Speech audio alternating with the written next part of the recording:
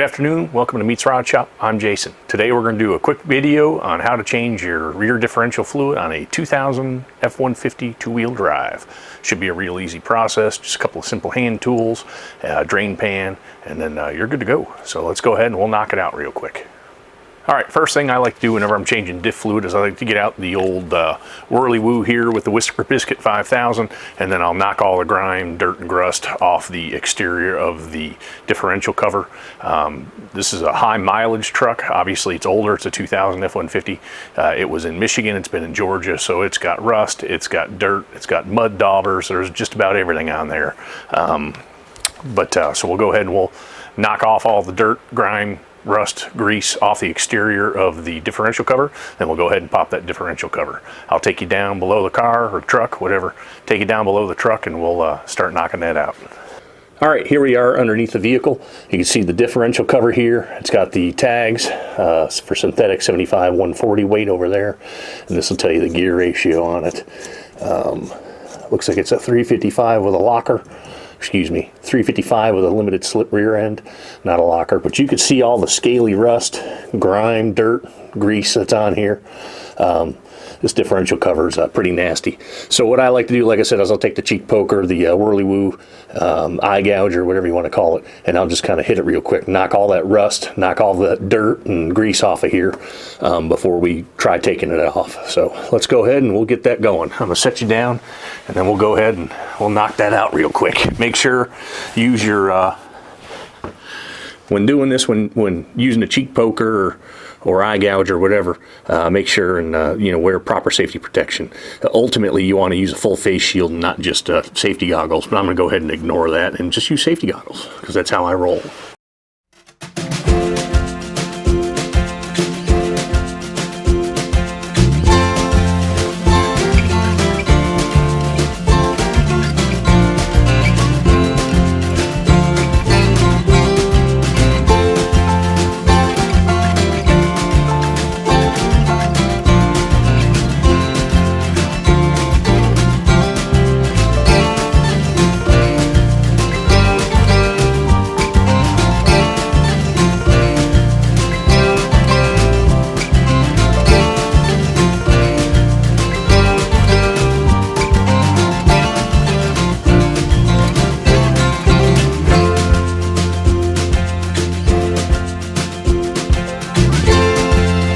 All right, now that you've inhaled about 20 pounds of rust and dirt and grease and everything, go ahead, I believe this is a 1/2 inch socket that you use on this, and go ahead and knock those out and make sure to put a drip pan down here so that you don't get this smelly stuff all over the place. If you've ever dealt with gear lube, it smells pretty bad.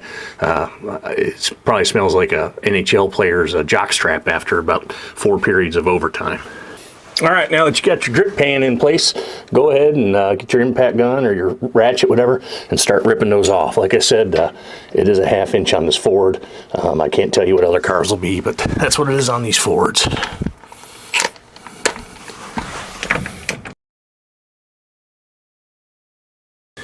Do yourself a favor.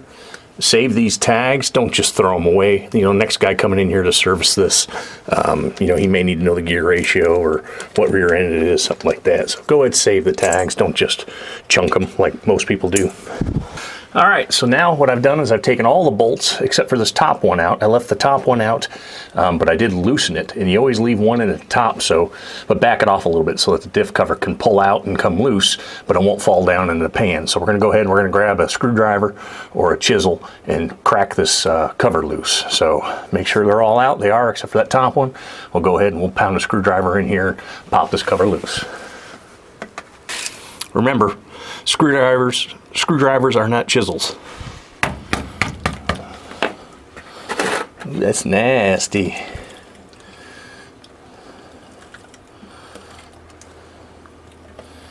I noticed this fluid was pretty bad when I was checking the level of it the other day, so that's why I went ahead and said we'll go ahead and change it out. I don't know if this fluid's ever been changed, to be honest with you.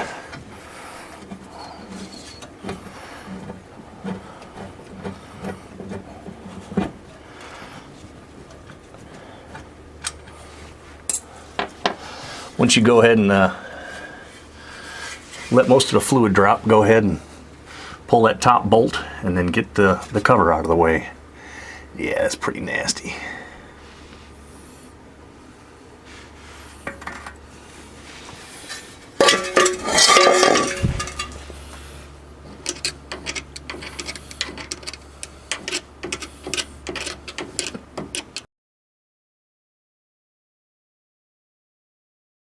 All right, so there we go. We got the cover off.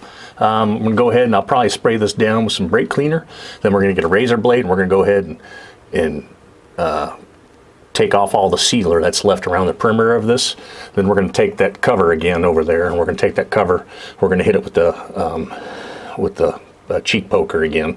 We'll knock it on the outside, we'll take off all the rust and scale, and we'll also take the sealer off that cover. Let's go ahead and do that. All right, go ahead and take your scraper and just scrape that stuff off.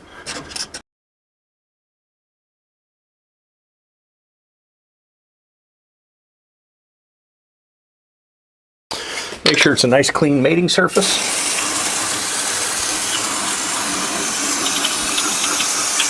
For your gasket to seal for the next time around.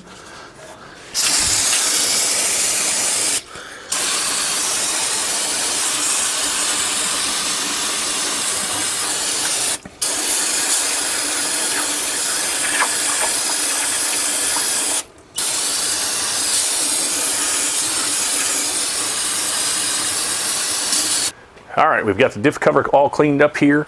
I went ahead and put a coat of paint on it while we're here. You know, it doesn't take but a couple minutes just to prep it, throw a nice coat of paint. You want to put the orange pumpkin paint on there, you can have at it. Not quite my style though, more just regular old black because it lasts longer and it's bigger. So let's go ahead, we're gonna get some RTV and we'll put a thin bead of RTV along the sealing point on the back of this differential cover here, and then we'll go ahead and get it back in place. Remember, don't goop it up, you know, you're not finger painting with mud or whatnot, you know, just a nice thin layer on there. You don't want it squeezing out all over the place. Again, I'm a fan of the black RTV because it fills a bigger crack and it lasts longer. All right, here we go. Like I said, just a little bead of RTV here. You're not getting crazy with it.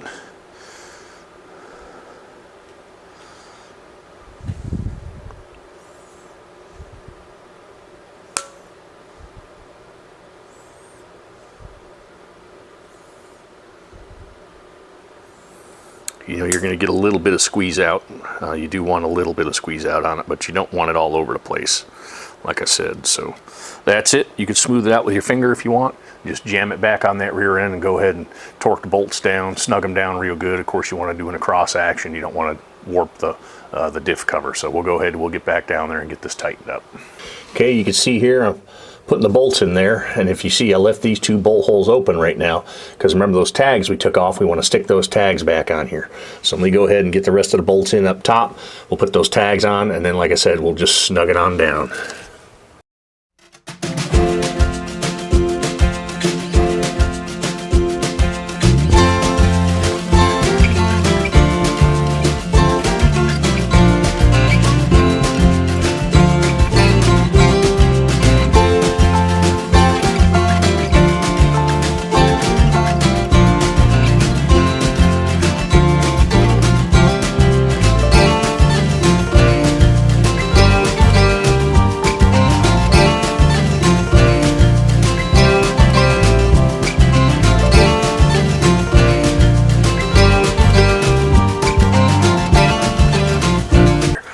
All right, now all the bolts are gone, snugged up. We're gonna let this sit for about an hour before we fill the lube up. But the lube is filled from the front side of the axle, and I'll bring you around and show you that here in a minute. All right, now that we have the cover installed, we can talk a little bit about lube. As you saw, that one tag says 75W140 synthetic. The reason for that is this truck is supposed to be equipped with a limited slip differential, so that means there's clutches on the ends of the spider gears, and what that does is that drives both rear wheels at the same time instead of an open differential, which only drives one wheel. At some point, this truck has had the differential changed and it has an open rear end now, so there was no clutches in there, so I don't have to worry about running a synthetic lube.